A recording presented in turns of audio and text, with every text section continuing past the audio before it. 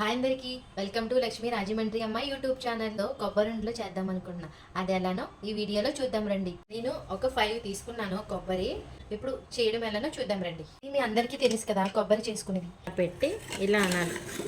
ఇలా చేసే కన్నా ఇలా చేస్తే టేస్టీగా ఉంటాయి. ఇక చూడండి, మొత్తం ఇలా తీసుకున్నాం. ఇదికి 1/4 కేజీలో సగం ముక్కని తీసుకుని ఇలా కోరుతున్నాం. ఫస్ట్ దళసరిగా ఉన్న గిన్నె తీసుకునే బెల్లం. ఈ బెల్లాన్ని ఇప్పుడు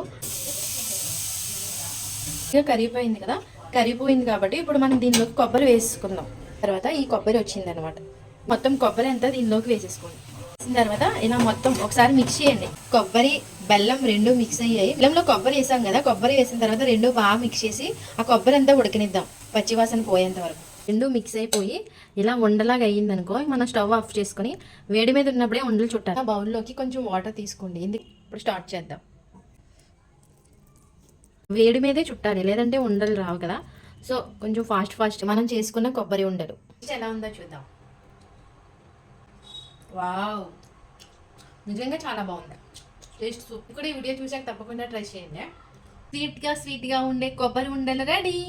చూసారా ఎంత ఈజీగా అయిపోయిందో? మీరు కూడా తప్పకుండా ట్రై చేయండి. అలానే మన వీడియో నచ్చితే మన ఛానల్ని సబ్స్క్రైబ్ చేసుకోండి. లక్ష్మీ రాజమండ్రి అమ్మాయి.